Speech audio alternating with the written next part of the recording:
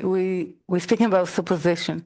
Being Yeah. in service like a sled dog or an ox does not suggest that actually it's a bestowal.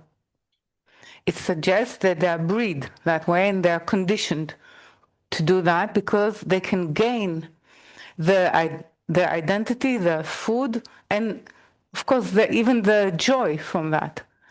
This does not make it bestowal.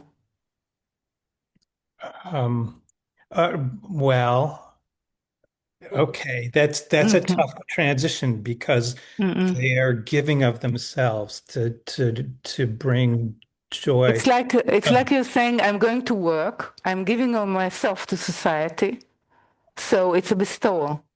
It's a coerced bestowal. When we are at work, we're saying what we're looking for is a conscious reformation of the will to receive without the calculation of what I'm going to gain from it, which is impossible for us. Definitely impossible for an ox, definitely impossible for a sled dog. Um, okay, that's good. That's going to take a little bit of um, contemplation on my part. Um, Mm, but I want to bring it to the next mm. part. This is the Please. part that is Okay. where I'm stiff-necked Mm, about. I don't want to give up. mm, There was a position that I disagree. All right, and you've just brought up we don't have to agree. And I'm thinking it is great, and I'm proud of people that disagree. And mm, and and I think that's such a good thing. And the argument back is that no, we have to take what Baal HaSulam has said and learn everything we can about it. He's the truest, the source.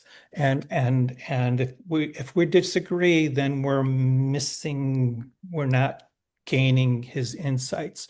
And that I have a problem with mm, because um, I think it's our job. Not if we just take what Baal HaSulam says as gospel and trust everything, then we're stuck. And I think it's the job of this group and everywhere to not be static and not be mm, limited to that level. It's our job, I mm. think, to Okay. to rise above that. Of course, we have to take all the insights and be open. What do you do with the Pythagorean, um, let's say, um, sort of supposition about how you sort of calculate um, calculate a triangle? What do you do with this? What do you do with Einstein, sort of EMC? All those formulas. What actually you do with that? How do you treat it? Actually, you're getting to the second part of my question with that, which I Mm, didn't know was related, mm, and that gets to mathematics and the formulation of triangles. There are absolute truths, mm. and um, No, so you don't know that it's absolute truth. Someone actually gave it to you, and you are actually willing to accept them as as a supposition, as a work suppositions, but you accept them because you are not able to check anything without them. You check your calculation, and then 99.9% the Pythagorean sort of formula works. So you're saying this is the baseline of what I accepted as something that is even not truth, as something that we're able to work with. This is this is what I wish that you will have the attitude towards Baal HaSulam. It is we cannot um, even call it truth because we don't have the perception to call it truth. But we can say this is a position that we can work with. And if it proves itself upon ourselves, so it sort of forecast the process and even the way we are able to penetrate the work, then our trust in it grows in time. But we need to hold something in order to work with. It's a key.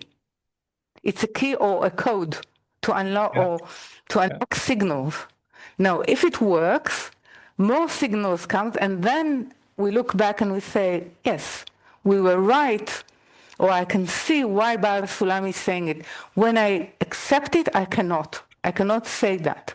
I'm saying, okay, hold. I'm taking it on good faith for me to prove it that it works. Okay, that's fair. To take it as a starting point, but I'll leave that 0.1% where we grow, hopefully beyond what his teachings were. Otherwise, well, it's not that we grow beyond; we grow with. Yes. Okay. You see, we grow with, but definitely, no one that enters the work, like no one that enters the world of anything that is to do with the unseen and the unperceived, can say that he holds the truth. He can say that it's a good key to search for the truth. Yep. But it's not the truth. It's a key to unlock it. So what's in me grows is a deep appreciation and respect. And even I can say love for that which allowed me to go to open it and to move through it. Yep. Okay. Yep. That makes sense. Okay. You brought up the math, and that's just another, maybe I'm asking for a repetition here, but math, it seems like if you take it for what it is, I'm going to go back to absolute truth. 1 + 1 is 2. That's just it. And no, this is not an absolute truth, Bill. 1 + 1 is 3. This is an absolute truth. All right, I'm going to be because there's another aspect that's a beyond. Look, in reality, 1 + 1 is 3. Okay, but even taking that, there's an equation called Euler's equation. And what it does is it takes concepts that were developed completely separately. Logarithms is one area of mathematics, and we can think of a letter E, which is just a number like pi. And pi came from trigonometry study, which is another infinite number. And there's another completely separate area, imaginary numbers represented by I, and negative numbers. There are all these concepts that came from different places. And you can take Euler's equation and rearrange it in a way where all those components that I mentioned equal 1. And that is astonishing.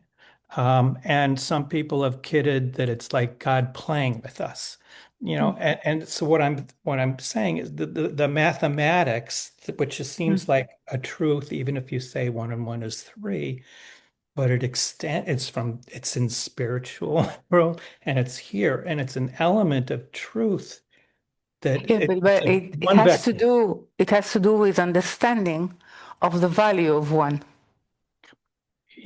Yes. Yeah. So if I understand, there is a different understanding of, let's say, mathematics, which is drawing its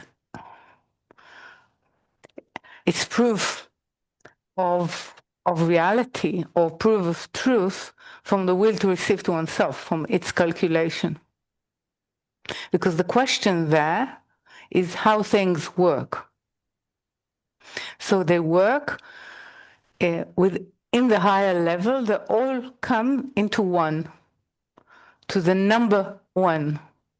Yeah. Now, the question within what's the meaning of it, which is it's the mathematics of the Kabbalist, suggests that 1 is a value of infinity.